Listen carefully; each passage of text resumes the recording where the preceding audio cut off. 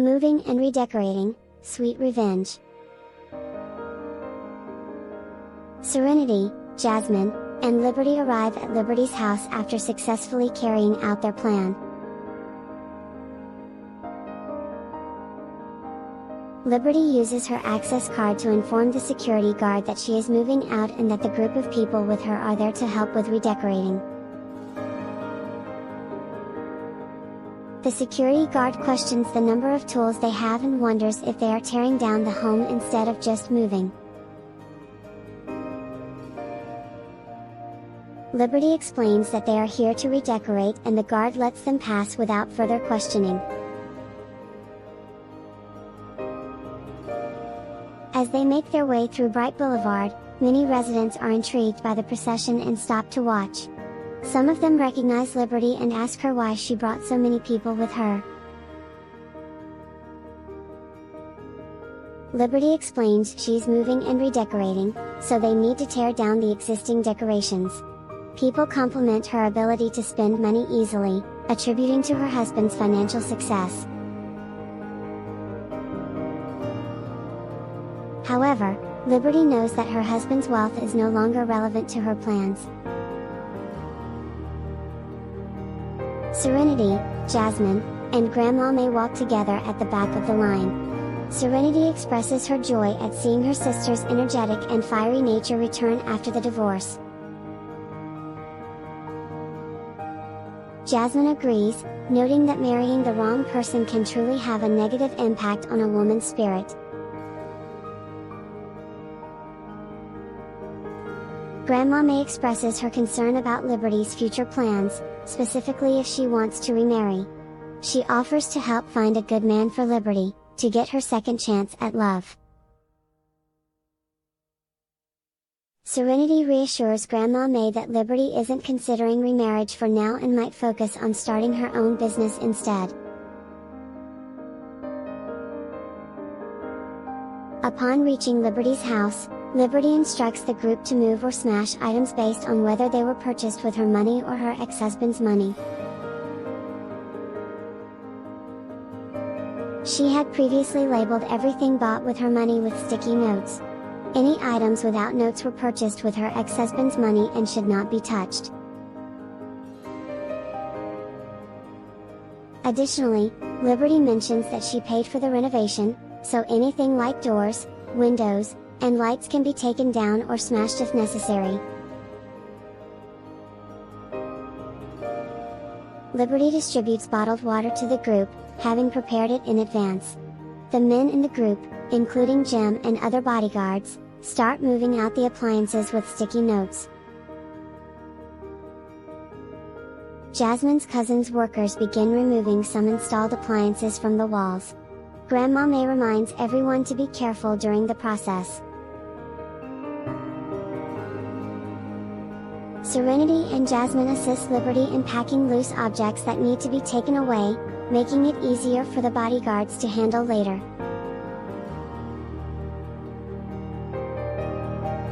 Serenity is impressed by the number of strong and young workers Zachary has found, unaware that they are actually the bodyguards of the York family. However, Serenity recognizes Jim among the workers and is surprised to see him. Jim explains that he had given his name card to Zachary and offered his services for any tasks that needed to be done. Serenity mentions to Jasmine that she has seen Jim a few times in Brenfield, as he usually works as a substitute driver. He had even driven Zachary home on 2 occasions when he was drunk. Serenity hadn't been aware that Jim took on side jobs, but she sees it as a positive trait and plans to get his name card for future reference.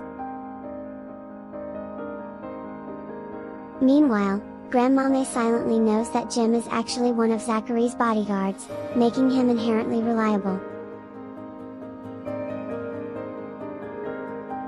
With the collective efforts of everyone, all the appliances with sticky notes indicating Liberty's ownership are swiftly moved out of the house. Additionally, Liberty's belongings, including her and Sonny's luggage, are packed up for the move.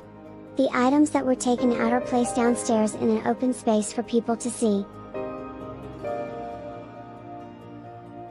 During the process, Serenity's phone rings and she sees that it's Zachary calling. Knowing that her husband is concerned about the move, she answers the call and informs him about the progress. Zachary mentions that he has hired a few trucks to assist with the move, and they should be reaching the entrance of the residential area soon. He provides Serenity's phone number to one of the truck drivers, allowing them to coordinate the transport of Liberty's belongings to her new apartment. Zachary suggests that if the items don't fit in Liberty's apartment, they can temporarily store them in their own house since they don't have many belongings. Serenity is impressed by Zachary's thoroughness and admits that they didn't think of hiring trucks themselves. She praises him for his thoughtfulness and efficiency. The conversation between them shows their loving and playful dynamic. Zachary tells Serenity to continue with the move and that he will join them later after work. In a moment of distraction, Serenity playfully blows a flying kiss into the air and whispers to the phone that she will give Zachary a real kiss when he returns home. Zachary chuckles and expresses his desire for the promised kiss. Serenity cheekily smiles and quickly hangs up the call.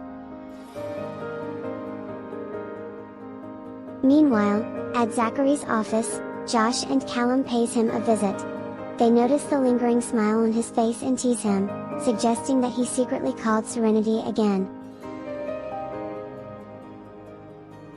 Zachary plays along and shares the information about Liberty's divorce and the lively atmosphere at her house with the workers tearing down everything. Josh is left speechless, realizing that Zachary intentionally explained the situation to him but didn't allow him to participate in the fun. Zachary innocently asked Josh what he means by becoming more unethical, further teasing his friend. Callum joins in the laughter and remarks that Josh wants to join the house tearing activity. Josh denies it, feeling frustrated by Zachary's playful antics, and internally wonders if he must have owed Zachary in a past life for such treatment. After moving out the items that belonged to Liberty, the remaining few items in the house were the ones purchased by Hank. Everyone works together to bring the appliances to the entrance of the house before they begin tearing down the drywall and smashing the floor tiles. The noise from the demolition work disturbs the residents both upstairs and downstairs in the building. Feeling embarrassed by the noise, Liberty and Serenity go to a store and buy fruit to apologize to their immediate neighbors. They assure them that the work will be finished before dark. Due to their apology and the familiarity of the neighbors with the sisters, most of them tolerate the noise. Families with children who couldn't handle the sound take their kids out for a walk. The sisters also buy food and give it to the workers helping with the demolition. With Liberty looking happy, the helpers work efficiently. By evening, everything that could be taken down is removed, and the remaining items are smashed. A worker asks Liberty if they need to clean up the debris, but Liberty declines, stating that she had already hired cleaners during the previous renovation. She considers it as reimbursement for the money spent on the cleaners before. Serenity observes the clean removal of the drywall and the shattered floor tiles and agrees with Liberty's decision not to clean up. They leave it for Hank to deal with when they return. Serenity expresses gratitude to Jasmine for arranging professional workers, acknowledging that they completed the job quickly and impressively. Serenity reminds Jasmine to ask her cousin about the labor costs so they can send the invoice to Liberty for payment. Jasmine confirms that she has already done so. When Zachary arrives, he sees everyone downstairs helping to move the belongings to the trucks. He greets Serenity and then introduces Josh, who is his colleague. Josh deliberately maintains some distance from the couple before approaching them. He greets Serenity with a smile and introduces himself as Josh Buchan. He explains that he came to see if there was anything he could help with regarding Liberty's move. Serenity recognizes Josh as Zachary's colleague whom he has mentioned before. She thanks him for the offer but informs him that they are almost done with the move. Serenity quietly observes Josh and feels that he would be a good match for her best friend, Jasmine, remembering that Zachary had introduced Josh to Jasmine earlier. Zachary shares with Serenity that he had previously mentioned to her that he wouldn't introduce just anyone to Jasmine, indicating that Josh must be an outstanding man. Josh, however, regrets coming at the wrong time since Jasmine is busy directing everyone during Liberty's move. When Jasmine sees Josh, she greets him, and they engage in a friendly conversation. Serenity takes this opportunity to take Zachary, giving space for Jasmine and Josh to talk privately. Serenity praises Zachary for having a brilliant colleague like Josh and asks if he is also a director in their company. She mentions seeing him before when Zachary came out of a hotel. Zachary confirms that Josh is indeed a director and holds a high position in the company. He shares a secret with Serenity, leaning in close and whispering that Josh has gained the trust of the CEO and is considered the CEO's right-hand man. In fact, besides the CEO, Josh holds the highest status in the company. Serenity is amazed by this revelation and looks at Josh in a new light. Zachary playfully redirects Serenity's attention, leaning closer to her and telling her not to look at Josh because he is better looking than him.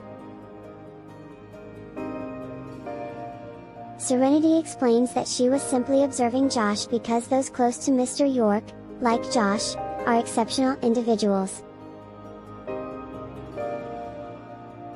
She remarks on Elise's infatuation with Mr. York and speculates that he must be an incredible person. Zachary reassures her that Mr. York is indeed amazing, as evidenced by someone as remarkable as Josh willingly working for him. Serenity then asks if Josh was the one who helped gather evidence of Hank's cheating for her sister. Zachary is momentarily silent, realizing that he may have accidentally revealed Josh's identity as an informant. Serenity correctly deduces that Josh was the one who helped them, as he is close to Mr. York and has connections. She wonders if Zachary had bothered Mr. York himself for such a favor. Zachary admits that asked Josh for help, but clarifies that Josh helped him because he had played matchmaker for him and Jasmine. Serenity understands the situation and doesn't mention how capable Zachary is in building connections with influential people. They shift the conversation to the progress of the demolition. Zachary asks if Serenity took pictures, and she admits that she forgot to. She explains that everything that could be taken down was removed, and what couldn't be taken down was smashed, returning the house to its pre-renovation state. Zachary laughs and agrees that it should be that way. Observing that everything has been loaded onto the trucks, Zachary takes Serenity's hand and suggests going to Liberty's place to help. Serenity suggests picking up Sunny from the store first, and Zachary agrees indulgently. They proceed together, ready to assist Liberty in settling into her new place. The calm atmosphere finally begins after the lively afternoon of moving and demolition. Liberty had spent a significant amount of money setting up her small home, but now all the appliances she bought have been removed. Since she couldn't fit them all into her rented house, she decides to keep some commonly used items and sell the rest as pre-owned goods instead of moving them to her sister's place. This act symbolizes a farewell to the past and a celebration of her newfound freedom. Liberty invites everyone to a hotel for dinner as a way to mark this occasion. Meanwhile, Hank is not idle either. He goes to Jessica's rented apartment at 9 o'clock in the evening. He notices that Jessica doesn't have many things packed and asks if she has finished packing. Jessica explains that she usually lives alone, so she doesn't have many belongings, and she has thrown away anything she didn't want. She informs Hank that she has stopped renting the apartment and hands over the key to the security personnel downstairs, who is a relative of the apartment owner. Jessica suggests that if the security guard cleans up the unit quickly, they can keep the appliances she left behind. Hank takes Jessica's suitcase and walks towards his car with her. He mentions that Liberty had already moved out and had sent him her bank account number to transfer money directly to Sunny. Liberty decides to delete Hank's contact information and phone number from her phone. Liberty also mentions that she left the keys of the house with their neighbor, who lives opposite her unit. Jessica feels a sense of ownership over the house, now that Hank is officially divorced from Liberty and considers herself the missus of the house. As they get into the car, Hank reassures Jessica that Liberty won't regret her decision and emphasizes that he will only belong to her in the future. He kisses her on the cheek and suggests going for a few rounds tonight, but Jessica playfully pushes him away, reminding him that they have work the next day. Hank offers to give her a day off to rest at home and go shopping for their house. Jessica agrees and dreams of having a well-decorated suite in the city, aiming to make their home cozier than before. Hank drives while discussing their future plans with Jessica. They return to Bright Boulevard, and Jessica praises the good environment and high occupancy rate of the residential area. She mentions that Wilkes-Boonewood High is nearby, making it convenient for them as it falls within its catchment area. Hank reveals that he bought a house in that area because of its proximity to Wilkes-Boonewood High and the fact that it was still affordable at the time. They park the car in their designated parking spot, looking forward to their new life together. Hank and Jessica arrive at their new apartment building and take the elevator to the 16th floor. They encounter a neighbor in the elevator who greets them and asks about Liberty moving out earlier. The neighbor suspects that Hank was cheating on his wife and assumes that they are now divorced. This raises some uneasiness in Jessica, considering herself the homewrecker. She wonders if the neighbor suspects something. However, Hank reassures her, reminding her that he has already divorced Liberty and they can now be together openly without worrying about others' opinions. Upon reaching the 16th floor, Hank points out their unit. They enter the apartment, but it is dark inside. Jessica reminds Hank to turn on the lights, However, when Hank tries to switch on the lights, nothing happens.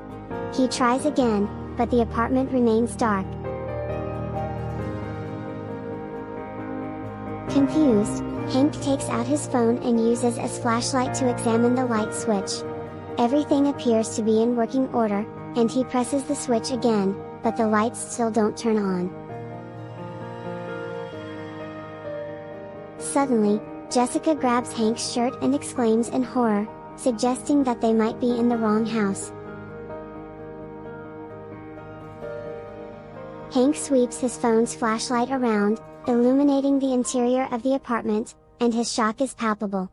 The walls are unpainted, and the apartment is filled with garbage. It becomes evident that this is not Hank's home, and the realization leaves both of them stunned and bewildered. Hank drops his phone in disbelief, trying to comprehend how they ended up in the wrong apartment.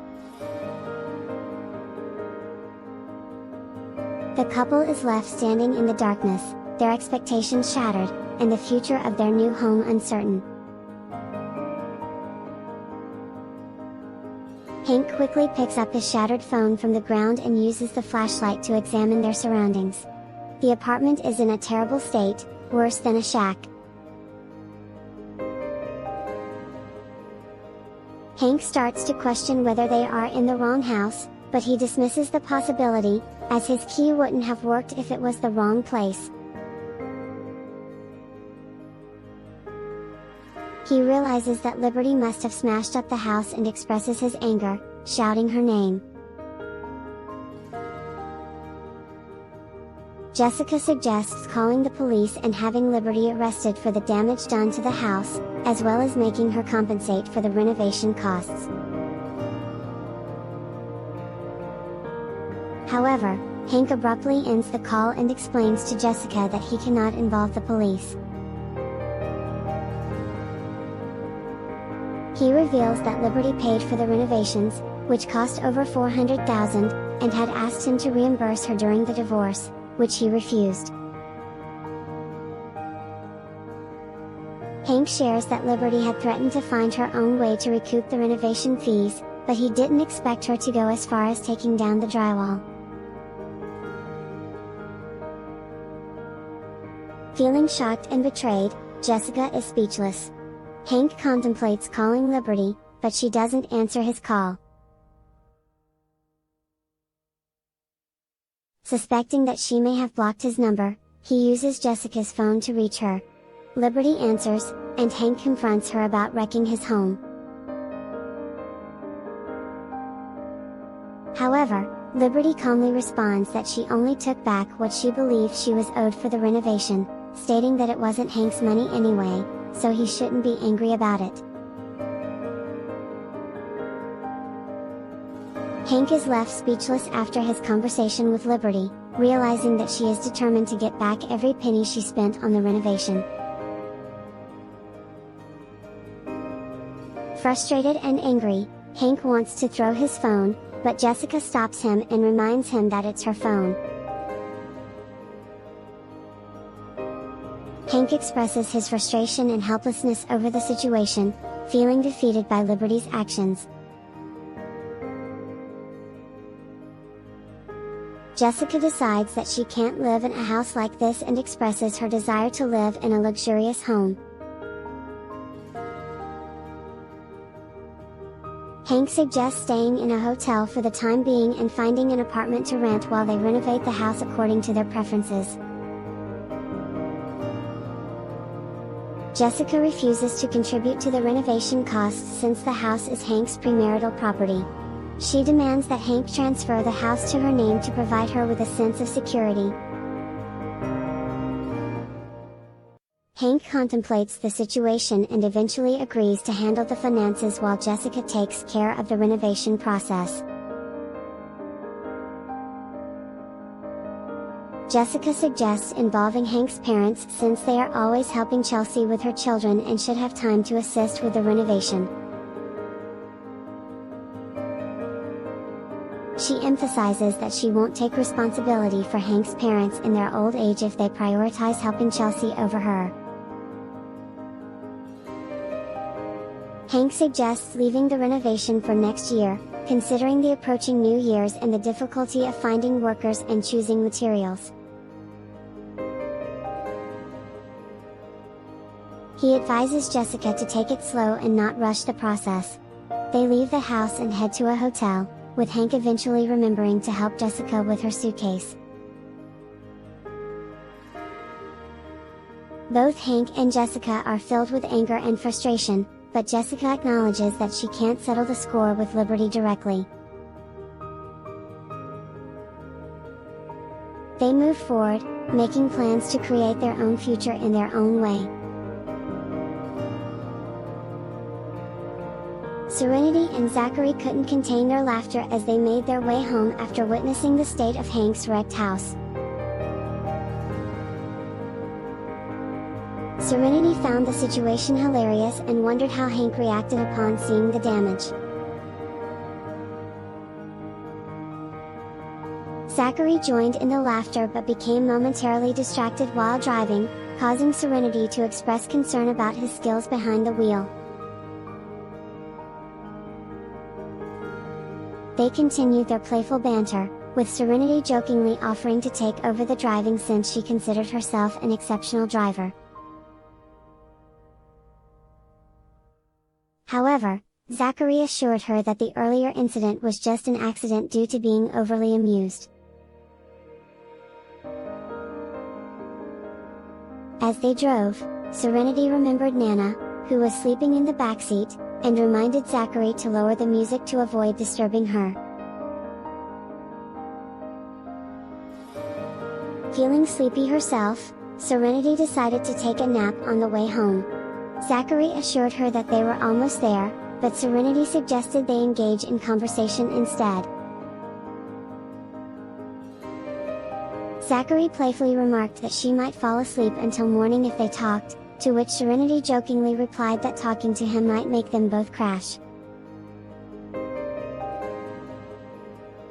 Eventually, they reached home and Grandma May woke up naturally as Zachary parked the car. The couple, exhausted from their eventful day, bid each other good night, and Grandma May retired to her room. Serenity, feeling comfortable in their shared living arrangement, moved her belongings to Zachary's room, signifying their commitment to each other. Zachary watched Serenity organize her things, his eyes filled with affection for her. He offered her pajamas and helped organize her skincare products, seeking appreciation for his efforts. Serenity glanced at the organized items but decided to prioritize rest instead. She climbed into bed, feeling a slight pain in her stomach. Reflecting on the day's activities, she attributed the discomfort to overexertion. As Serenity prepared to sleep, she curled up in bed, hands protecting her stomach. She drifted off, ready to face the new day ahead, while Zachary remained by her side, cherishing their moments together. Serenity revealed to Zachary that her stomach pain was due to menstrual cramps. Zachary, who had little knowledge about periods, was initially puzzled but quickly understood the situation. Concerned for her well-being, he insisted on taking her to the hospital, but Serenity assured him that it was a normal occurrence and requested a cup of hot cocoa instead. Zachary hurried to the kitchen to prepare the hot drink for her. In the meantime, he decided to call his mother for advice. However, it was his father who answered the phone, as his mother was asleep. Zachary asked his father if he knew of any medication that could relieve menstrual cramps, and his father jokingly teased him, thinking that Zachary was inquiring for himself. After clarifying the situation, his father recommended warm compresses and soothing drinks like hot cocoa or chamomile tea. He also suggested that having a child could alleviate the pain, recalling his wife's experience with menstrual cramps. Zachary ended the call and quickly made the hot cocoa for Serenity. Concerned for her comfort, he decided to go out and buy medicine for her. Serenity tried to call out to him but was only able to see his back as he left the room in his sleepwear.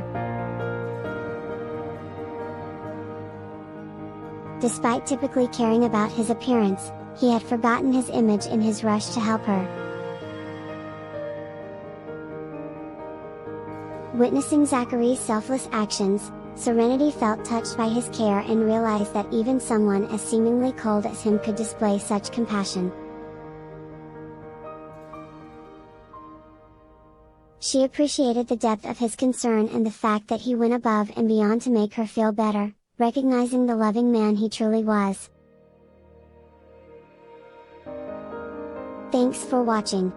Please subscribe to my YouTube channel, The Voice Novel, and follow Voice Novel on Facebook so you will get notified whenever a new video is uploaded. Thank you.